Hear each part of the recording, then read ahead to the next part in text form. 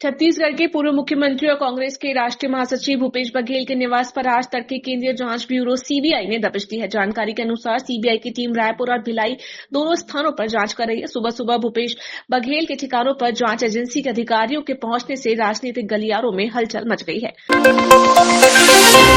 पूर्व मुख्यमंत्री भूपेश बघेल के निवास पर केंद्रीय जांच ब्यूरो की दबिश को लेकर कांग्रेस संचार विभाग प्रमुख सुशील आनंद शुक्ला ने प्रतिक्रिया व्यक्त की है।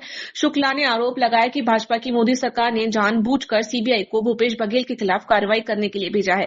सुशील आनंद शुक्ला ने कहा, भूपेश बघेल कांग्रेस के कद्दावर नेता है और मोदी सरकार राजनीतिक प्रतिशोध के तहत उन्हें निशाना बना रही है। ये कार्रवाई पूरी तरह से भाजपा द्वारा अपनी राजनीतिक स्वार्थ सिद्धि के लिए की जा रही है। जब से श्री भूपेश बघेल पंजाब के प्रभारी बने हुए हैं, भारतीय जनता पार्टी डर गई।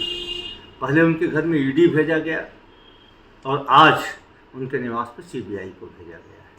ये भारतीय जनता पार्टी का डर दिखाता है कि भारतीय जनता पार्टी राजनीतिक रूप से मुकाबला नहीं कर पाती तो अपने विरोधियों को केंद्रीय एजेंसियों के माध्यम से डराने का काम करती है। भूपेश बघेल जी डरने वाले नहीं हैं, ना कांग्रेस पार्टी डरने वाली है। भारतीय जनता पार्टी के इन दमनकारी नीतियों को देश की जनता, प्रदेश की जनता बहुत अच्छी ढंग से समझ रही है। भूपेश बघेल जी जो कांग्रेस का अहमदाबाद में अधिवेशन होने वाला है, उसकी ड्राफ्ट कमेटी के मेंबर थे। आज वो दिल्ली जाने वाले थे और उसके पहले सीबीआई उनके घर में भेज दी गई है। ये डर दिखाता है भारतीय जनता पार्टी। इसके पहले भी सीबीआई ने भूपेश बघेल जी के खिलाफ में एक मुकदमा दर्ज किया था, कोर्ट में प्रस्तुत किया। कोर्ट ने जिन धाराओं के तहत सीबीआई ने मुकदमा दर्ज किया था, उस मुकदमे को चलाने के लायक ही नहीं समझा। उसके बाद झुंडलाई हुई सीबीआई, केंद्र सरकार लगातार भूपेश बघेल के खिलाफ षड्यंत्र कर रही है।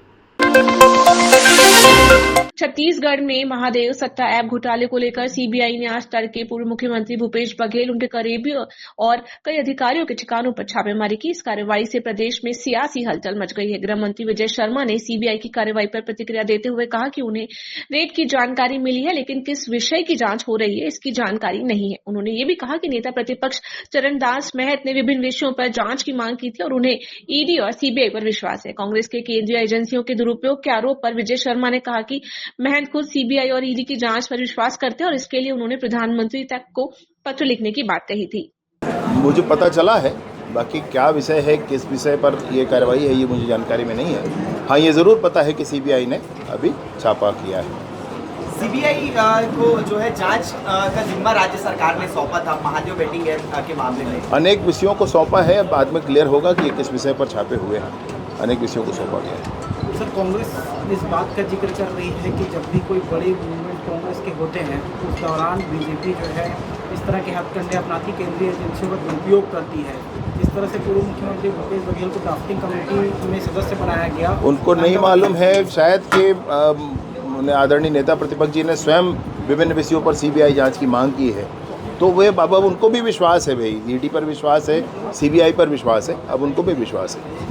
एक और सदन में विश्वास की बात करते हैं, उसका सवाल भी उठाते हैं जबकि कार्रवाई होती है। वही मैं कह रहा हूँ कि कांग्रेस में कुछ लोग ऐसे हैं जिन्होंने कुछ गड़बड़ किया होगा, वो अविश्वास की बात करते हैं, परंतु कांग्रेस ने सदन में पूरे नेता प्रतिपक्ष जी के साथ सबने मिलकर कहा कि हमको सीबीआई की कुछ विषयों पर जांच चाहिए और उस दिशा में उन्होंने कहा कि नहीं होने से हम मुख्यमंत्री प्रधानमंत्री जी तक भी मिलेंगे, तो उनको अधिकतम लोगों को विश्वास है, ऐसा मैं कह रहा हूँ। सर, विपक्ष में जब आप लोग थे तो इस मुद्दे को जोर शोर से उठाते थे, महादेव सट्टा ऐप। अब जांच हो रही तो क्या लगता है नतीजे तक पहुँचेगी? नतीजों तक पहुँचने के लिए ही जांच है भाई, और यहाँ पर कोई ये स्थिति ना बने इसलिए ही इसको केंद्रीय एजेंसी को दे दिया गया कि भाई आप जांच करें। अब केंद्रीय एजेंसी को विभिन्न विषयों की जांच के लिए दिया गया है, इस पर और थोड़ी स्पष्टता होगी कि किस विषय पर यह जांच है। सर, केंद्रीय गृह मंत्री का दौरा भी होने वाला है। माननीय केंद्रीय गृह मंत्री का दौरा अभी प्रस्तावित है, परंतु यह अभी पूर्ण निर्धारित नहीं है। इसका निर्धारण आजकल में ज़रूर हो जाएगा, परंतु माननीय केंद्रीय गृह मंत्री जी का शीघ्र ही बस्तर पंडुम के दृष्टि से भी हम लोगों ने आग्रह किया हुआ है कि उनका एक बार आगमन हो जाए।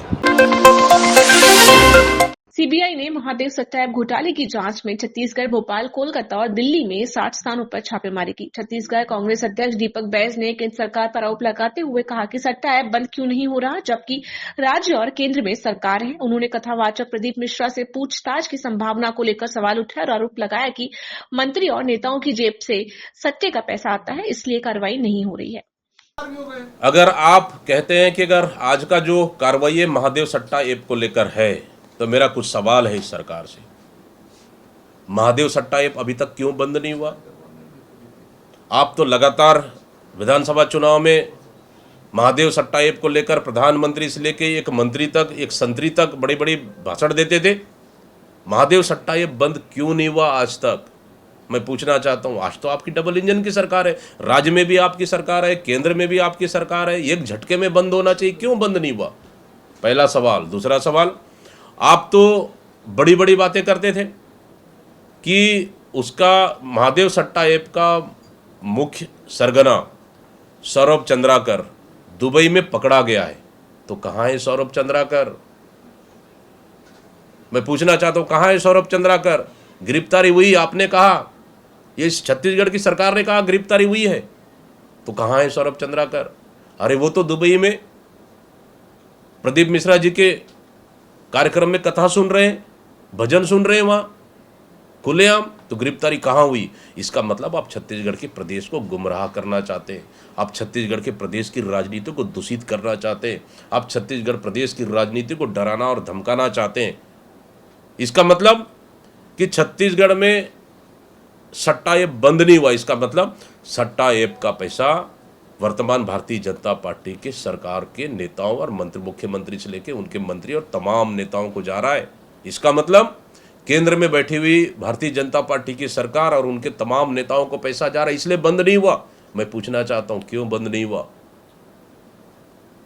महादेव सट्टा ऐप में सबसे ज्यादा कार्रवाई पिछले हमारी सरकार थी, यहाँ पे कांग्रेस की सरकार थी, एफआईआर हुई और सबसे ज़्यादा कार्रवाई और गिरफ्तारियाँ हुई है। इस सरकार में कितनी कार्रवाई हुई, कितनी गिरफ्तारियाँ हुई है?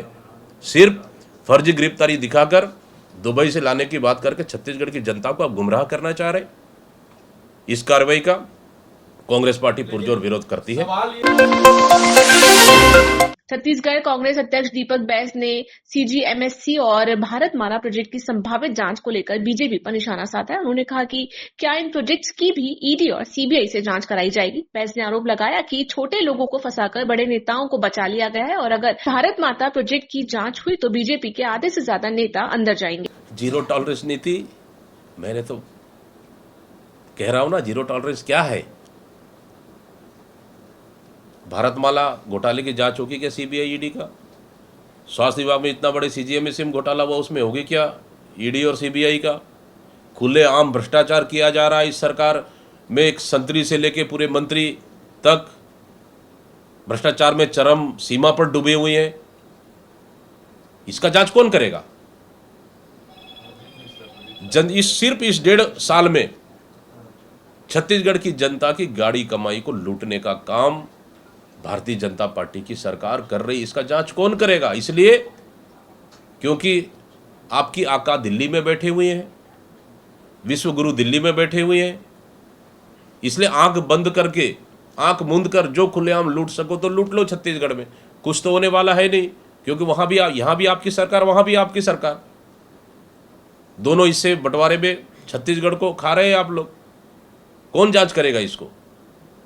लेकिन छत्तीसगढ़ को सेंट्रल एजेंसियों का अड्डा बना दिया गया है ताकि विपक्ष नेताओं को डराया जा सके, धमकाया जा सकते और भारतीय जनता पार्टी में उनको शामिल कर लो और क्लीन चिट पा लो। कई बार ऐसे पूरे देश में हुआ है। यही तो राजनीति चल रही है पूरे देश में। लेकिन इससे कांग्रेस पार्टी डरने वाली नहीं है। निश्चित रूप से इस कार्रवाई के खिलाफ कांग्रेस पार्टी मजबूती के साथ लड़ाई लड़ेगी और आने वाला समय में, आज बिल्कुल तय कर लेंगे कि आने वाला समय में कांग्रेस किस तरह से लड़ाई लड़ेगी, उसके लिए भी आज सर्कुलर निश्चित रूप से जारी करेंगे।